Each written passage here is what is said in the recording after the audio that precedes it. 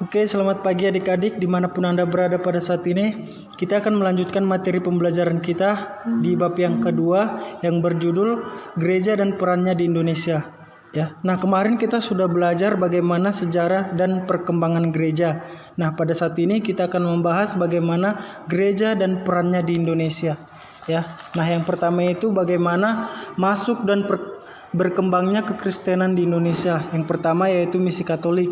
Melalui misi Katolik. Nah, pada permulaan abad ke-16 itu muncul suatu fenomena yang baru di Nusantara, di mana titik singgung kekuatan politis, ekonomis, dan agamis itu memberikan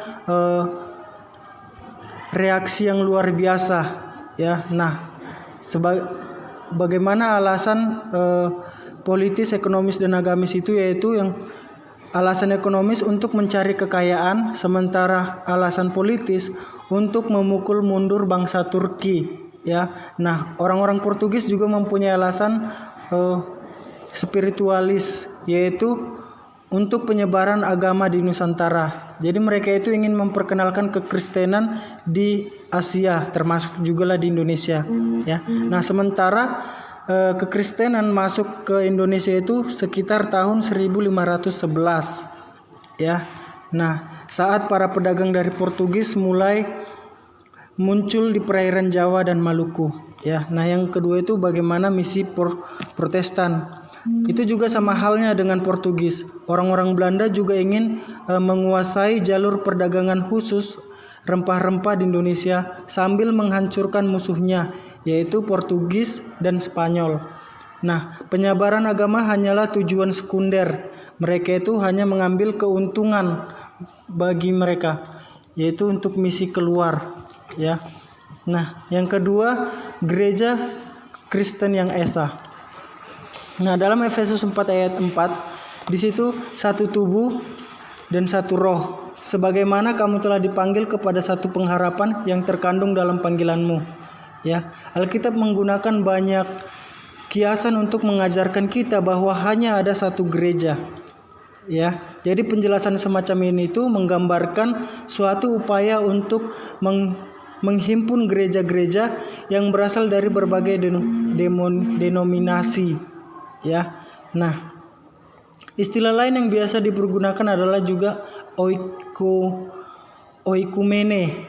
Ya, nah dari segi ketatabahasaan atau etimologis, kata oikumene ini berasal dari istilah Yunani, yaitu oikos, artinya adalah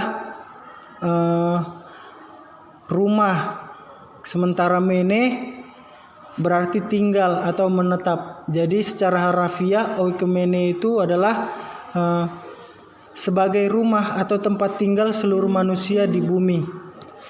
Ya. Nah, yang ketiga yaitu tugas panggilan gereja. Nah, Tuhan Yesus memberikan suatu misi kepada gereja, yaitu kabarkanlah Injil dan gembalakanlah domba-dombanya. Dan misi ini adalah pekerjaan lanjutan dari pelayanan Kristus di dunia. Jadi sebelum dia naik ke surga, Tuhan Yesus berkata kepada murid-muridnya, "Kepadaku telah diberikan segala kuasa di surga dan di bumi. Karena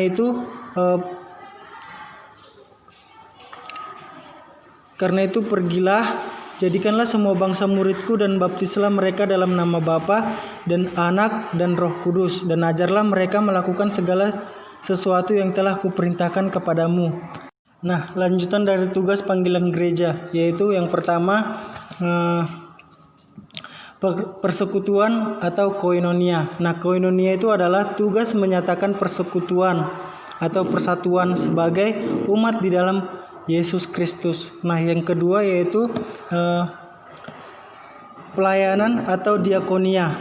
Diakonia itu adalah bentuk pelayanan yang dilakukan kepada sesama di dalam maupun di luar kehidupan bergereja. Nah, yang terakhir yaitu kesaksian atau marturia. Ya, nah marturia itu adalah penjelasan atas perbuatan kita yang bersekutu dan melayani.